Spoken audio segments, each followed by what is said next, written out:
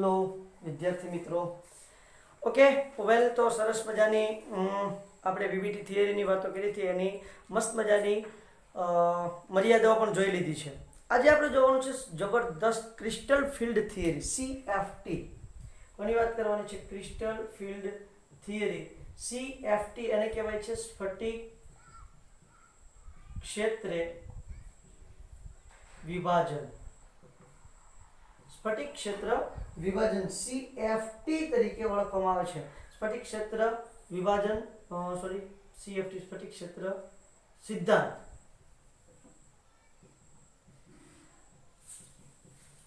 સ્ફટિક ક્ષેત્ર સિદ્ધાંત, ક્રિસ્ટલ ફિલ્ડ થિયરી, સ્ફટિક ક્ષેત્ર સિદ્ધાંત, ક્રિસ્ટલ ફિલ્ડ થિયરી તરીકે ઓળખવામાં આવે છે. હવે અહીંયા જો થોડુંક કોન્ટ્રાવર્સી થાય છે. વીબીટી અને CFT વચ્ચે કોન્ટ્રાવર્સી થાય છે. વીબીટી વાળો શું કહે છે કે તમારું જે લિગેન્ડ છે, લિગેન્ડ અને ધાતુ આયન વચ્ચે કોઈ એવો પ્રોપર બંધ બનતો નથી, આયનીય બંધ બનતો નથી, માત્ર ઇલેક્ટ્રોન યુગોનું દાન કરે છે અને સવર્ગ સહસંયોજક બંધ બનાવે છે. અહીંયા શું કીધું છે?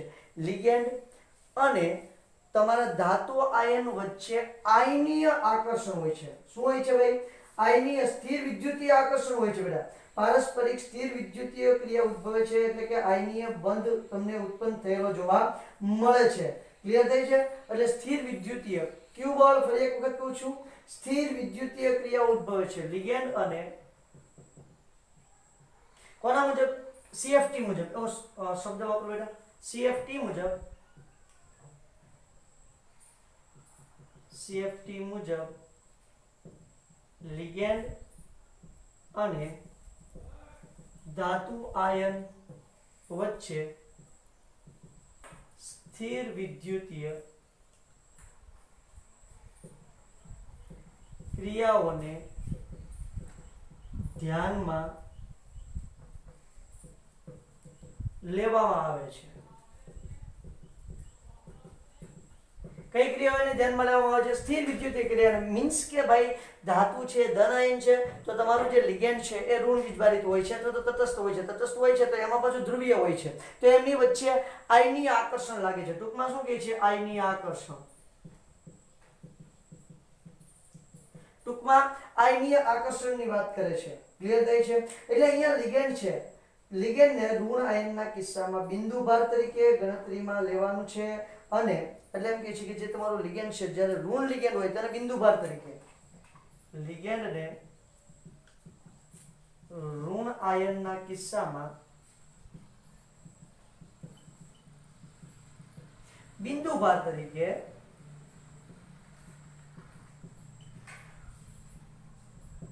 અને ધન આયનના કિસ્સામાં દ્વિધ્રુવીય.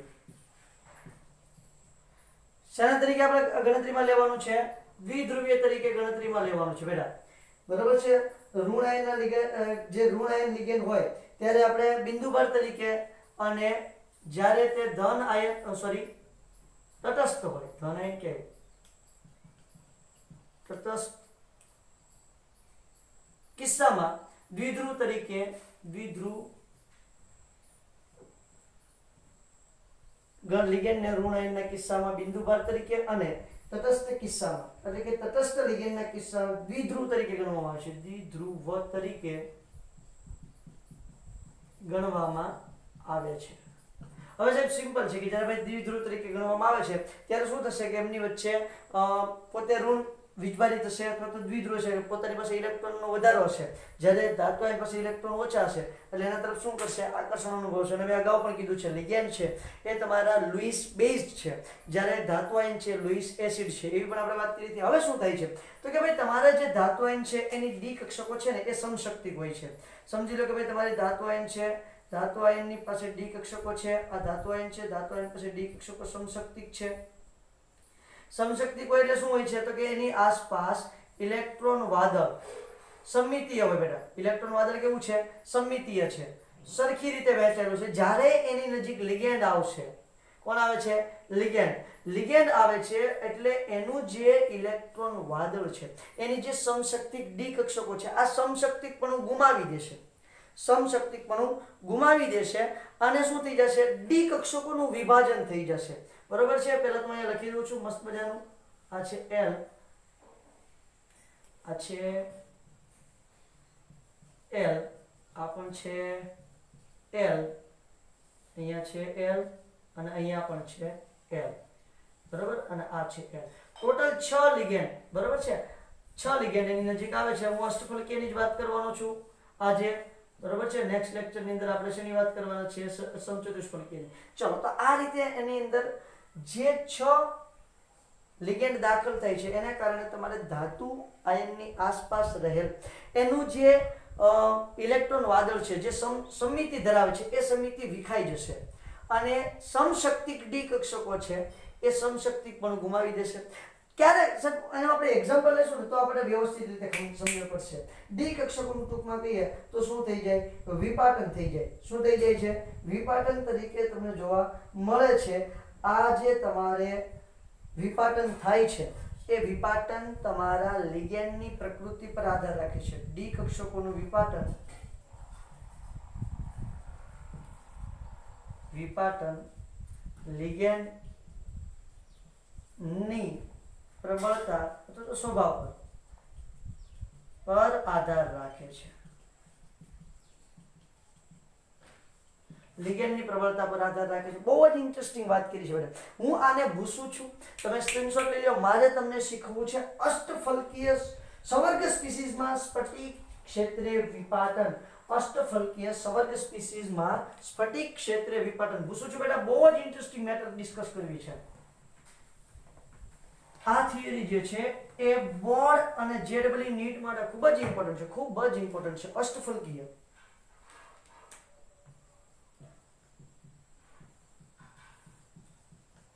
અષ્ટફલકીય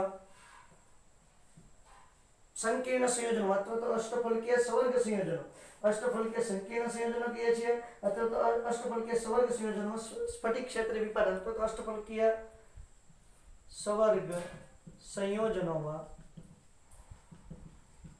CFT સ્ફટિક ક્ષેત્ર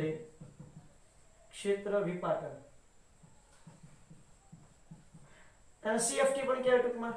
CFT અષ્ટફલકીય સંકીર્ણ સંયોજનો માટે CFT શું હોય છે ખાસ ધ્યાન આપવાનું જોડે.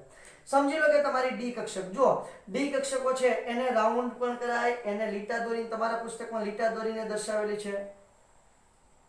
આ 5 ડી કક્ષક છે, બરાબર. આ 5 ડી કક્ષકને અહીંયા સમશક્તિક છે બધા,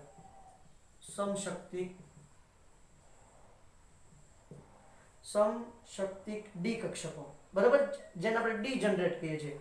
એ 5 ડી કક્ષકો જે છે એને તમે થોડા ઉત્તેજિત કરશો, ગરમી આપશો એટલે ઊંચા સ્ટેજમાં જાય, તોય જુઓ એ 5 ની 5 જ રહેશે. આ સમશક્તિક છે, હવે સમશક્તિક પણ ગુમાવી દેશે. પછી શું થાય? જેવી લિગેન્ડની નજીક આવે ને બેટા એટલે એનું વિપાટન થાય છે. અષ્ટફલકીયની વાત કરું છું, મગજમાં રાખજો બેટા. જેવું લિગેન્ડના સંપર્કમાં આવે એટલે એનું શું થઈ જાય? વિપાટન થઈ જાય, વિભાજન થઈ જાય. આપણી ભાષામાં કહીએ તો વિભાજન, અહીંયા વિપાટન કીધું છે. સ્પ્લિટિંગ ઇંગ્લિશમાં શું કહેવાય? સ્પ્લિટિંગ કહેવાય. આ એની એનર્જી હતી. એમાંથી 3 કક્ષકોની એનર્જી ઘટી ગઈ છે અને 2 કક્ષકોની એનર્જી વધી ગઈ છે. આનું નામ શું થાય? જેની એનર્જી વધી ગઈ છે એને કહેશું આપણે EG. શું કહેશું? વ્યવસ્થિત અક્ષર લખો બેટા, EG. અને જેની ઘટી છે એને કહેશું T2G.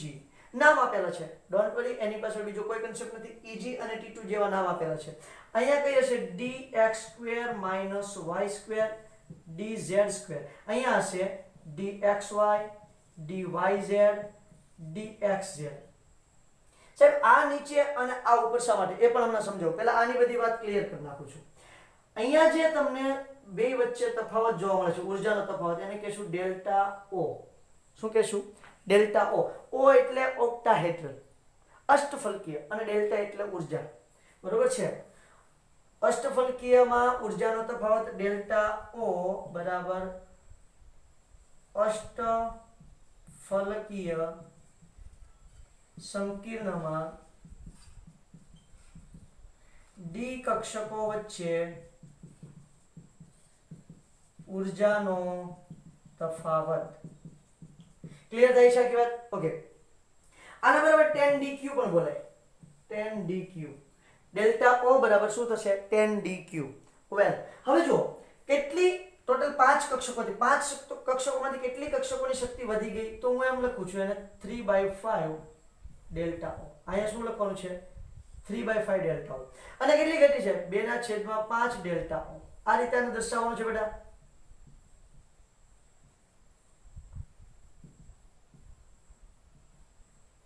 ક્લિયર થાય છે? દેખાય છે ને વ્યવસ્થિત? અધરવાઇઝ હું આમ પણ લખી દઉં કે આ જે છે એને કહેશું 2/5 ડેલ્ટા ઓ. આ ત્રણ કક્ષકોની શક્તિ એટલી ઘટી છે અને આની શક્તિ એટલી વધી છે. હવે જો 3/5 ડેલ્ટા ઓ એટલે એને કેટલું કહેવાય છે 0.6 ડેલ્ટા ઓ કહેવાય. બરોબર છે? અધરવાઇઝ એને કહેવાય 6 dq. કારણ કે ગુણ્યા 10 કરશો તો શું થઈ જાય 6 dq કહેવાય. ઓકે, એવી જ રીતે 2/5 ડેલ્ટા ઓ એને કહેવાય 0.4 ડેલ્ટા ઓ. જુઓ આ ઘટાડો થાય છે એટલે હું અહીંયા લખીશ માઈનસ અને વધારો થાય છે એટલે અહીંયા લખીશ પ્લસ. એટલો વધારો છે એટલે પ્લસ લખું છું. આ જે બેરી સેન્ટર છે આને કહેવાય બેરી સેન્ટર. એનું શું કહેવાય બેરી સેન્ટર. ગુજરાતીમાં તમારે ચોપડીમાં સરસ નામ આપ્યું છે કેન્દ્રક.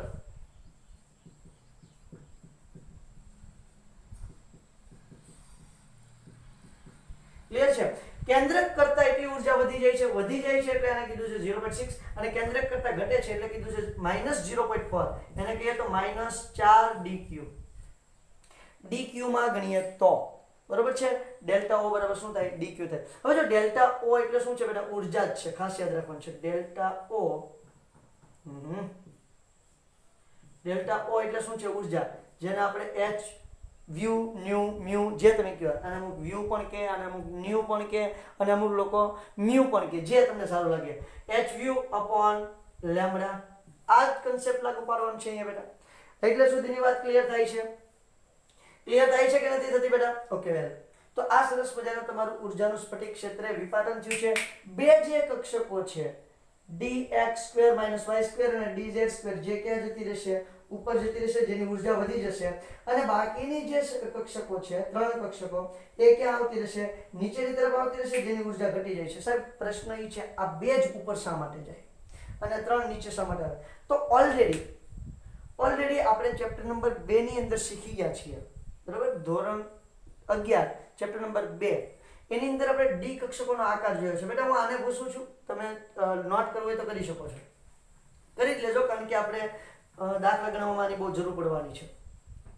તો ડી કક્ષકોના આકાર આપણે જોઈએ છે. ડી કક્ષકોનો આકાર ડબલ ડમ્બેલ આકાર હોય. અને તમને જો યાદ ન હોય તો SOS વિડિયો લેક્ચર નામની બીજી એક ચેનલ છે જેમાં 11માના લેક્ચર મૂકું છું હું. બરોબર? આપણી ચેનલ છે SOS વિડિયો લેક્ચર. તો એની અંદર જઈને તમે ડી કક્ષકોના મસ્ત મજાના આકાર જોઈ શકો છો. એમાં તમે જોવા જશો ને તો dxy dyz dxz આ સમતલમાં આવેલી કક્ષકો છે. ક્યાં આવેલી છે? સમતલમાં આવેલી છે. અને આ જે કક્ષકો છે ને એ અક્ષ ઉપર આવેલી કક્ષકો છે. dx² - y² અને dz² ક્યાં આવેલી છે? અક્ષ ઉપર આવેલી કક્ષકો છે. અને આ કક્ષકો ક્યાં આવેલી છે? સમતલમાં આવેલી છે. હવે તમે જુઓ અક્ષ પર આવેલી કક્ષકો દોરું છું. dx² - y². સમજો કે આ x અને આ y અક્ષ છે. બરાબર છે? અથવા તો અહીંયા y લઈ લઉં છું. તો આને મારે આ રીતે દોરવાનું dx² - y². ક્લિયર થાય છે? ઓકે, આ y અને આ z છે. અને dz² ને આપણે આ રીતે દોરેલી છે. જો તમને યાદ હોય તો એની ઉપર બીજી z આપણે દર્શાવી ન શકીએ, એટલા માટે આપણે આવી રીતે દર્શાવી દીધી. હવે શું થાય છે કે જ્યારે સંકીર્ણ સંયોજન બને છે, અષ્ટફલકીય સંકીર્ણ સંયોજન બને છે, ત્યારે જે તમારું લિગેન્ડ ઇલેક્ટ્રોન આપવા આવવાનું છે ને એ લિગેન્ડ હંમેશા અક્ષ પરથી આવશે. કઈ દિશામાં આવશે? અક્ષની દિશામાંથી આવશે. એટલે અહીંયા આ રીતે અને અહીંયા આ રીતે અલગ માર્કરથી દર્શાવું તો વધારે અનુભવ પડશે.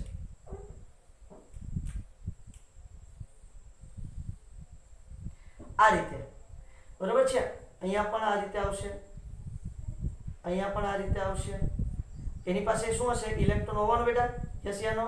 Yes yes. અને આની પાસે શું હોવાનું છે? ઇલેક્ટ્રોન વાળી જ હોય છે. એટલે શું થશે? હવે જો બીજી જે કક્ષકો છે dx² - y² dz² એ શું હશે? તો કે એ સમતલમાં ગોઠવેલી છે. ભઈલા ક્યાં ગોઠવેલી છે?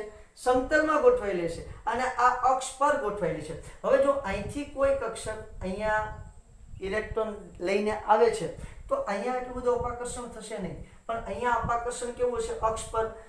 અક્ષ પર અપાકર્ષણ મહત્તમ હશે. મહત્તમ અપાકર્ષણ હોવાને કારણે જે અક્ષ પર કક્ષકો છે, જે કક્ષકો અક્ષ ઉપર આવેલી છે, એ કક્ષકો અપાકર્ષણ અનુભવશે અને ઉર્જામાં શું થઈ જશે? વધારો. ઉર્જામાં વધારો થશે એટલે ક્યાં જતી રહેશે? તો કે ઉપરની તરફ જતી રહેશે. એટલા માટે તમારી dx² - y² અને dz² ની શક્તિમાં શું થઈ જાય? વધારો. અને જે અક્ષ પર નથી આવેલી કક્ષકો એટલે કે સમતલમાં આવેલી કક્ષકો છે એની ઉર્જામાં શું થાય છે?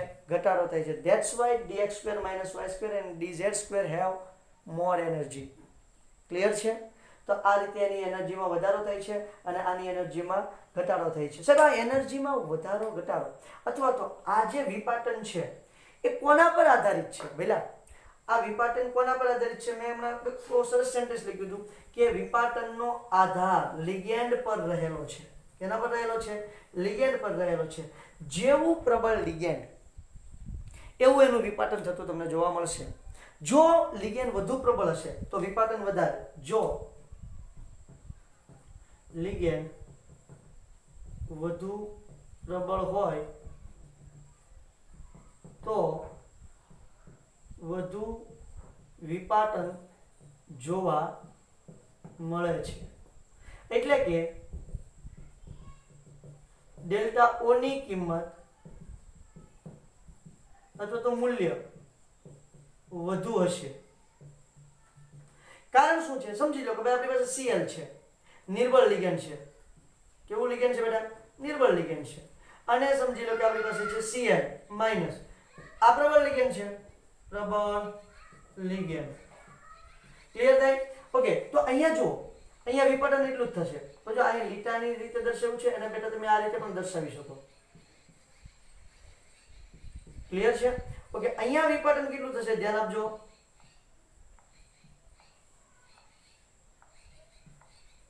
ક્લિયર થાય છે? અહીંયા વિપાટન વધારે થાય છે જ્યારે અહીંયા વિપાટન કેવું થાય છે? ઓછું. તમને દેખતા જ ખબર પડી જશે. પ્રબળ લિગેન્ડ વિપાટન વધારે. અહીંયા સમજી લો કે તમારું 5d કક્ષકો હતી, અહીંયા સમજી લો કે 5d કક્ષકો હતી, બરોબર છે? આ વખતે એટલું વિપાટન થયું, આ વખતે એટલું બધું વિપાટન થયું છે. તો જેમ લિગેન્ડ પ્રબળ એમ વિપાટન વધારે તો ડેલ્ટા ઓ ની કિંમત કેવી હશે બેટા? અહીંયા કેવી હશે? વધારે. એટલે કે નિર્બળ લિગેન્ડ કરતા પ્રબળ લિગેન્ડમાં ડેલ્ટા ઓ ની કિંમત વધારે હોય છે. શું એનાથી શું ફરક પડે? તો કે ભાઈ તમારા ઇલેક્ટ્રોનને અહીંથી કૂદકો મારીને અહીંયા જવું છે અને એક ઇલેક્ટ્રોનને અહીંથી કૂદકો મારીને અહીંયા જવું છે. કયું સરળ પડશે? સ્વાભાવિક છે, નાનો કૂદકો સરળ પડે છે, બરોબર? એટલે નાનો કૂદકો મારવો સરળ પડશે. એટલે કે જ્યારે નિર્બળ લિગેન્ડ હોય ત્યારે ઇલેક્ટ્રોન નીચેની ડી કક્ષકમાંથી ઉપરની ડી કક્ષકમાં સરળતાથી જઈ શકશે. જ્યારે પ્રબળ લિગેન્ડ ક્ષેત્ર હોય ત્યારે ઇલેક્ટ્રોન નીચેની ડી કક્ષકમાંથી ઉપરની ડી કક્ષકમાં સરળતાથી જઈ શકશે નહીં. એટલે સુધી વાત ક્લિયર થાય છે? ઓકે સાહેબ, એક પ્રશ્ન થયો છે. યસ બોલો. કે આ જે લિગેન્ડ છે એ પ્રબળ છે કે નિર્બળ, એ અમારે કઈ રીતે નક્કી કરવું? પ્રબળ લિગેન્ડ છે કે નિર્બળ લિગેન્ડ છે એ કઈ રીતે નક્કી કરવું? તો એ નક્કી કરવાનું અમને શીખવું. આ ભૂસી કાઢું છું એટલામાં સમજણ પડી ગઈ હશે, આઈ હોપ. ચાલો, તો એની માટે સરસ મજાનું આપણે એક શ્રેણી યાદ રાખવાની છે, બરોબર? જે પ્રાયોગિક છે, મારા ઘરની શ્રેણી છે નહીં, પ્રાયોગિક રીતે પ્રયોગો કરી અને મેળવેલી શ્રેણી છે. વૈજ્ઞાનિકોએ પ્રયોગો કરીને મેળવેલી શ્રેણી છે, જેને કહેવામાં આવે છે સ્પેક્ટ્રોકેમિકલ શ્રેણી. વર્ણપટ્ટી રાસાયણિક શ્રેણી કહેવામાં આવે છે. શું કહેવામાં આવે છે? વર્ણપટ્ટી રાસાયણિક શ્રેણી અથવા તો સ્પેક્ટ્રોકેમિકલ શ્રેણી તરીકે ઓળખવામાં આવે છે. વર્ણપટ્ટી રાસાયણિક શ્રેણી અથવા સ્પેક્ટ્રોકેમિકલ.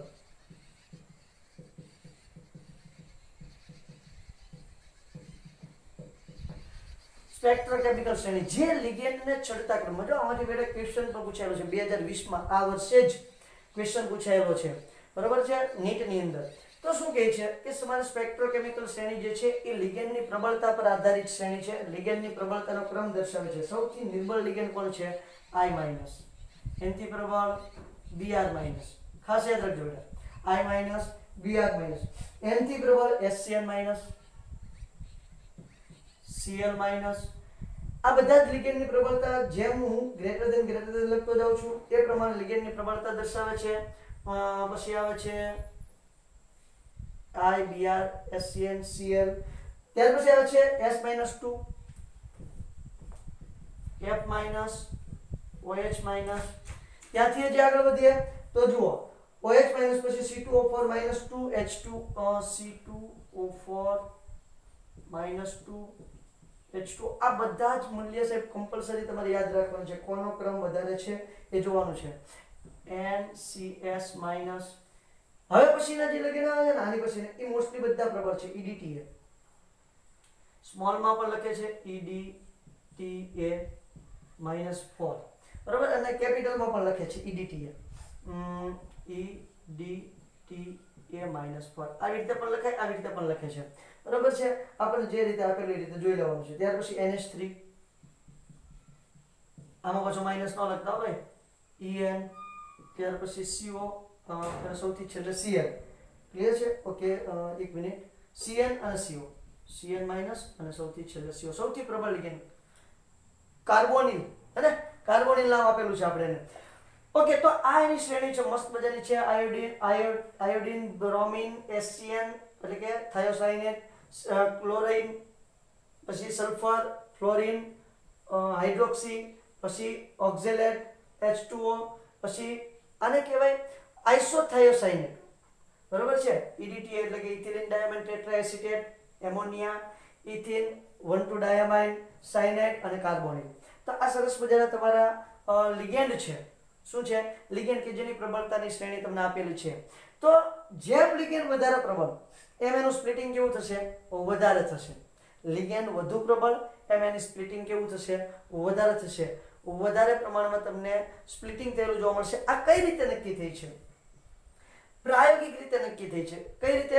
પ્રાયોગિક રીતે. તો સાહેબ એના પ્રયોગ શું કર્યો? સમજો કે ભાઈ નિર્બળ લિગેન્ડ લીધું છે બેટા, તો સ્પ્લિટિંગ ઓછું હશે. પ્રબળ લિગેન્ડ લીધું છે તો સ્પ્લિટિંગ વધારે છે. ઓકે, સ્પ્લિટિંગ ઓછું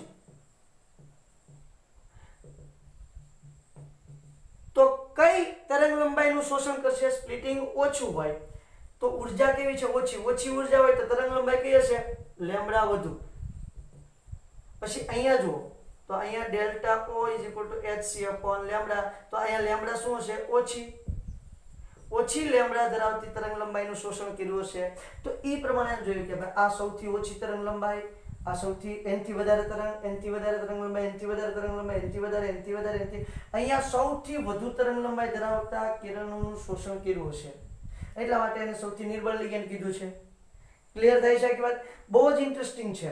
હવે ખાસ જોવાનું છે કે આમાં ઇલેક્ટ્રોનની ગોઠવણી કઈ રીતે થાય છે. આ પ્રાયોગિક છે, ખાસ યાદ રાખવાનું છે, મોસ્ટ ઇમ્પોર્ટન્ટ છે. આમાંથી કેવી રીતે ક્વેશ્ચન પૂછાનો તો એ પણ કહું છું. ચલો, આ વર્ષે ક્વેશ્ચન પૂછાયેલો છે. શું ક્વેશ્ચન પૂછાયેલો છે કે ભાઈ નીચે આપેલા લિગેન્ડને તેની પ્રબળતાના ચડતા ક્રમમાં ગોઠવો. એમાં કંઈક એક બે એવો એ ટાઈપનો ક્વેશ્ચન હતો બરોબર છે. તો હું તમને એમ કહી દઉં કે ચલો તમને કીધું કે S-2, પછી OH માઇનસ, પછી CO, અને પછી કીધું હોય તમને H2O. અને એની પ્રબળતાના ક્રમમાં ગોઠવો. અથવા તો OH માઇનસની જગ્યાએ તમને ચલો કહી દીધું હોય કે ભાઈ C2O4 -2 એની પ્રબળતાના ક્રમમાં ગોઠવો. જોઈ લો, પ્રબળતાના ક્રમમાં તમે જાતે જ ગોઠવ્યું કે સૌથી પ્રબળ કોણ છે? CO. બરાબર, આ પ્રબળતાનો કેવો ક્રમ ગોઠવું છું? ચડતો ક્રમ. એનથી નિર્બળ કોણ છે? CO કરતા નિર્બળ કોણ છે? જોઈ લે પહેલા, તો આવશે H2O. એનથી નિર્બળ કોણ છે? C2O4 -2, અને સૌથી નિર્બળ કોણ છે? S-2 આ શ્રેણીમાં. તો આ પ્રકારનો ક્વેશ્ચન નીટ 2020 ની અંદર પૂછેલો. આ પ્રકારનો હતો. આ જ હતો બેટો, મને એક્ઝેક્ટ યાદ નથી બરાબર. જેમાં HCl માઇનસ, C2O4 -2, શાયદ F માઇનસ હતું, કહી ગયું બરાબર છે. આ રીતના કંઈક 2-3 હતા જે તમને મને અત્યારે એક્ઝેક્ટ યાદ નથી, પણ આ પ્રકારનો ક્વેશ્ચન હતો એ ફાઇનલ યાદ છે. ક્લિયર છે? તો આ પ્રકારે ક્વેશ્ચન પૂછાય છે. અને આ પ્રકારે કદાચ ન પણ પૂછાય ને તો આપણે એની જરૂર ખાસ પડવાની છે તમને. એટલા માટે આ સ્પેક્ટ્રોકેમિકલ શ્રેણી આવડવી જોઈએ, આવડવી જોઈએ અને આવડવી જ જોઈએ. હવે શું થાય છે? જુઓ આમાં કોની ઉર્જા ઓછી છે તો T2G જે છે એની ઉર્જા Eg કરતાં કેવી છે ઓછી છે એટલે જ્યારે ડી કક્ષકની અંદર એક ઇલેક્ટ્રોન હોય ડી કક્ષકની અંદર બે ઇલેક્ટ્રોન હોય કે ડી કક્ષકની અંદર ત્રણ ઇલેક્ટ્રોન હોય ને ત્યારે કોઈ દિવસ પ્રોબ્લેમ જ નહીં થાય કેમ કે ઇલેક્ટ્રોન નીચી ઉર્જા ધરાવતી કક્ષકમાં દાખલ થઈ જાય અહીંયા ત્રણે ત્રણ ઇલેક્ટ્રોન દાખલ થઈ જાય એવી રીતે જો નિર્બળ લિગેન્ડ હોય તો ત્રણે ત્રણ ઇલેક્ટ્રોન અહીંયા દાખલ થઈ જાય પણ પ્રશ્ન એ છે કે જ્યારે ડી કક્ષકની અંદર ચાર ઇલેક્ટ્રોન હોય ચોથો ઇલેક્ટ્રોન હોય ત્યારે ચોથો ઇલેક્ટ્રોન ક્યાં જશે અહીંયા જો ત્રણ હોય ત્યાં સુધી ઇલેક્ટ્રોન શું છે T2G3 Eg0 અહીંયા તે T2G3 Eg0 આવી રીતે થઈ જશે ત્રણ ઇલેક્ટ્રોન હોય ત્યાં સુધી પણ સપોઝ ધારો કે ઇલેક્ટ્રોન 4 છે D4 છે તો શું છે હવે શું કરવાનું કે ઇલેક્ટ્રોન રચના T2G3 Eg1 થશે કે T2G4 Eg0 થશે બેમાંથી કઈ થશે સેમ ટુ સેમ અહીંયા તે ઇલેક્ટ્રોન રચના જ્યારે D4 હોય ત્યારે D4 માટે બરોબર છે તો T2G3 Eg1 થશે કે T2G4 Eg0 ઇલેક્ટ્રોન રચના થશે જ્યારે D4 ઇલેક્ટ્રોન હોય ત્યારે નીચેનામાંથી કઈ ઇલેક્ટ્રોન રચના શક્ય બનશે બે પોસિબિલિટી છે D4 હોય ત્યારે ઇલેક્ટ્રોન પાસે બે શક્યતા છે કાં તો ઇલેક્ટ્રોન અહીંયા ગોઠવાઈ જાય અને યુગ્મીકરણ શરૂ કરી દે અથવા તો ઇલેક્ટ્રોન ઉપરની Eg કક્ષકમાં દાખલ થાય કેટલી શક્યતા છે બે શક્યતા છે કાં ઇલેક્ટ્રોન T2G માં જ યુગ્મીકરણ શરૂ કરી દે અને કાં ઇલેક્ટ્રોન Eg કક્ષકની અંદર દાખલ થાય જો T2G માં ગોઠવાઈ જાય તો ઇલેક્ટ્રોન રચના આવી બનશે T2G4 કારણ કે ચોથો ઇલેક્ટ્રોન અહીં ગોઠવાઈ ગયો છે જો ગોઠવાય તોની વાત કરું છું તો આ ઇલેક્ટ્રોન રચના બનશે અને જો ઇલેક્ટ્રોન અહીંયા જશે Eg માં જશે તો ઇલેક્ટ્રોન રચના T2G3 Eg1 થશે ક્લિયર થાય છે ઓકે D4 ઇલેક્ટ્રોન માટે અહીંયા લખી નાખું છું D1 D2 D3 ઇલેક્ટ્રોન હોય ત્યારે ઇલેક્ટ્રોન નીચી ઉર્જા ધરાવતી T2G કક્ષકમાં દાખલ થાય છે પરંતુ જ્યારે D4 ઇલેક્ટ્રોન હોય D4 ઇલેક્ટ્રોન હોય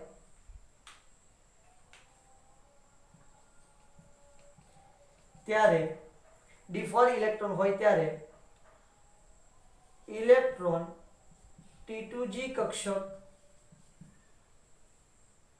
ત્યારે તેની પાસે બે શક્યતા હોય છે એવું લખી નાખું ત્યારે બે શક્યતા સંભવે છે ત્યારે કેટલી શક્યતા સંભવે બેટા બે શક્યતા સંભવે છે શક્યતા નંબર 1 ચોથો ઇલેક્ટ્રોન T2G સ્તરમાં જમા થાય અને યુગ્મીકરણ પામે અથવા તો ચોથો ઇલેક્ટ્રોન યુગ્મીકરણની કિંમત ચૂકવા વગર Eg સ્તરમાં ગોઠાય પહેલી શક્યતા શું છે અહીંયા લખું છું બેટા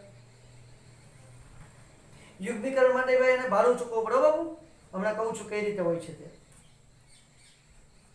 ત્યારે બે શક્યતા સંભવે છે શક્યતા નંબર 1 ચોથો ઇલેક્ટ્રોન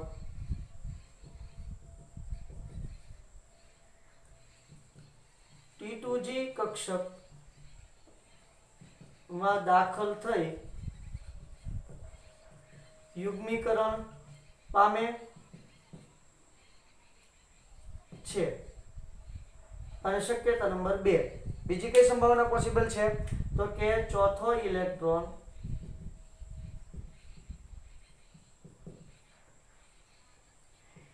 Eg કક્ષકમાં દાખલ થાય હવે એની માટે જો યુગ્મીકરણ પામવા માટે એને ઊર્જા જરૂર પડશે અને એને ચોથી Eg કક્ષકમાં જવા માટે તે ઊર્જાની જરૂર પડશે ક્લિયર થાય છે એને ઈજી કક્ષકમાં જવા માટે તે ઊર્જાની જરૂર પડશે અને યુગ્મીકરણ પામવા માટે ઊર્જાની જરૂર પડશે. ક્લિયર થાય છે કે બેટા નથી થતી વાત? કઈ રીતે જરૂર પડશે બતાવું છું. સમજો કે ભાઈ તમારે ઇલેક્ટ્રોન અહીંયા હતો, આ T2G કક્ષક છે અને આ EG કક્ષક છે, બરાબર? અહીંયા 3 ઇલેક્ટ્રોન ગોઠવાઈ ગયા છે. પછી ચોથા ઇલેક્ટ્રોનને શું કરવું પડશે કે ભાઈ અહીંયા તમારી જે 5 કક્ષકો છે, 5 કક્ષકોમાંથી જે ચોથો ઇલેક્ટ્રોન છે એને અહીંયા 1 2 3 ને 4 આ ચોથા ઇલેક્ટ્રોનને કૂદકો મારી અને અહીંયા જવું પડશે. તો જુઓ, આ કૂદકો મારવા માટે ઊર્જા જોશે. બીજું, અહીંયા જો એને યુગ્મીકરણ પામવું હોય ને તો એની માટે ઊર્જા જોશે P, એને યુગ્મન ઊર્જા કહેવાય. એના રિલેટેડ આપણે MCQ સોલ્વ કરવાના છે બેટા નેક્સ્ટ લેક્ચરની અંદર, યુગ્મન ઊર્જા રિલેટેડ, બરોબર છે? તો આને કહેવાય યુગ્મન ઊર્જા. અને અહીંયા તો આપણને ખબર જ છે કઈ છે, ડેલ્ટા O.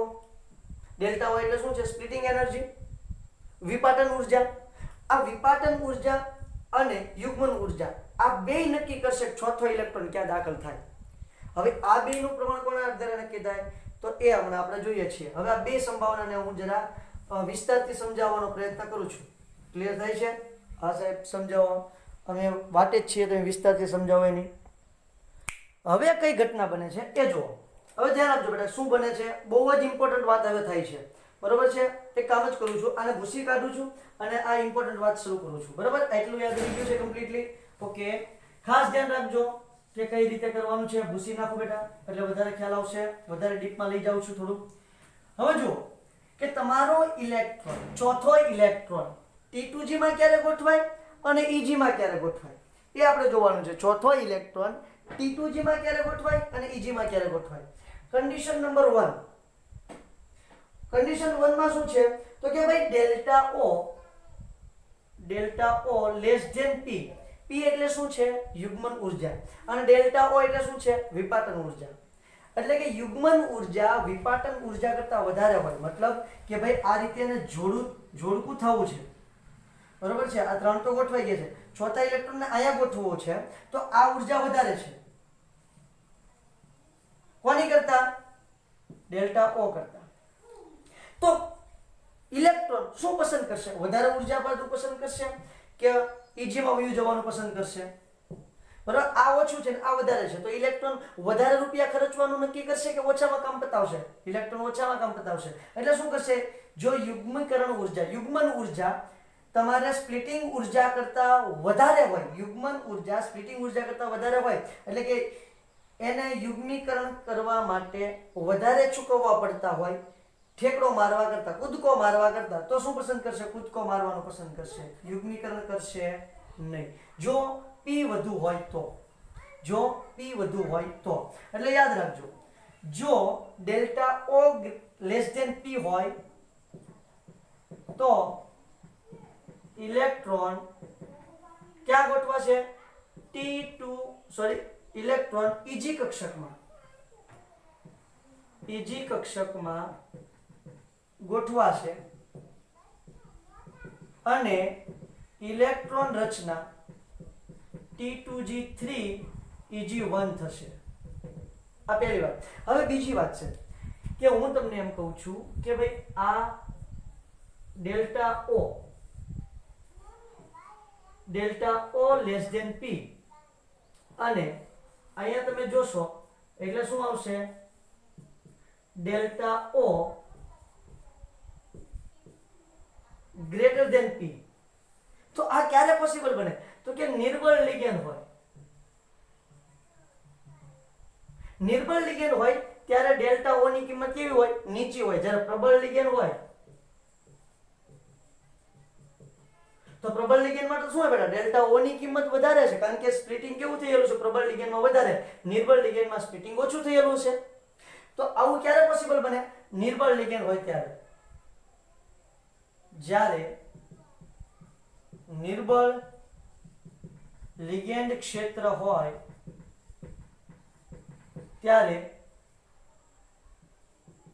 શક્ય બને છે, બરોબર છે? જે નિર્બળ લિગેન્ડ ક્ષેત્ર હોય અથવા તો જ્યારે નિર્બળ લિગેન્ડ ક્ષેત્ર હોય ત્યારે જ આ વસ્તુ પોસિબલ બને છે. બીજું, હવે ત્રણેય ઇલેક્ટ્રોન સિંગલ હતા અને ચોથો ઇલેક્ટ્રોન પણ સિંગલ. હવે આનું +1 હાફ +1 હાફ +1 હાફ અને +1 હાફ બધા જ કેવા છે? એકલ યુગ્મ ગોઠવાયેલા છે. તો એનું સ્પિન ભ્રમણ, બધાનું સ્પિન ભ્રમણ એક જ દિશામાં છે. તો સ્પિન ભ્રમણ કેવું હશે? ઊંચું હશે, ઊંચું ભ્રમણ. એનું સ્પિન ભ્રમણ કેવું હશે? ઊંચું હશે. ફરી એક વખત કહી દઉં છું બેટા, ખાસ યાદ રાખજો. આને ઉચ્ચ ભ્રમણ સંકીર્ણ કહેવાય છે.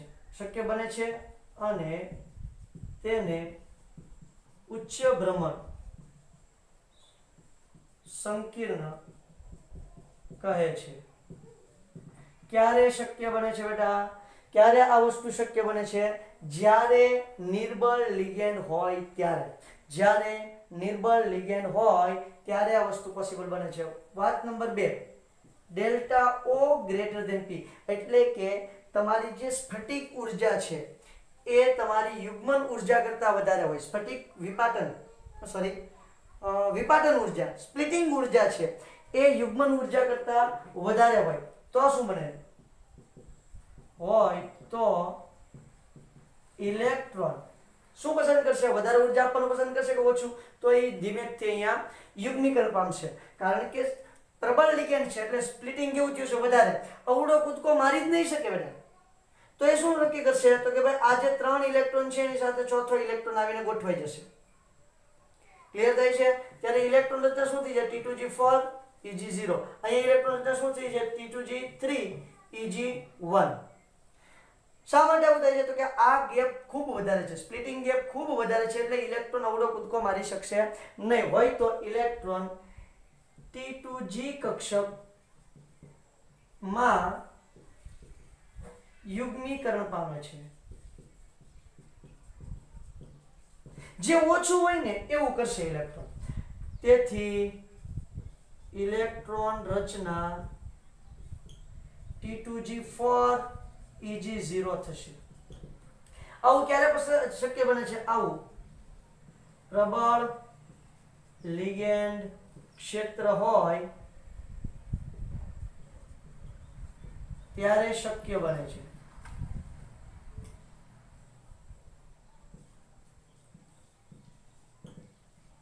પ્રબળ લિગેન્ડ ક્ષેત્ર હોય ત્યારે શક્ય બને છે. બીજું, હવે જો આનું સ્પિન ભ્રમણ +1 હાફ, એની બાજુમાં છે એનું શું આવશે? -1 હાફ, પછી પાછું +1 હાફ, પછી પાછું +1 હાફ. કારણ કે આ સમઘડી દિશામાં એટલે એનું +1 હાફ, વિષમઘડી -1 હાફ, સમઘડી +1 હાફ, સમઘડી +1 હાફ. તો આનું કુલ સ્પિન ભ્રમણ જો તો શું થશે? +1 થશે. જ્યારે આ કેટલું થશે? +2 થશે. +1 હાફ, +1 હાફ, +1 હાફ, +1 હાફ. 4 વખત અડધું અડધું અડધું એટલે કેટલું થઈ જાય? 2. જ્યારે અહીંયા શું થશે?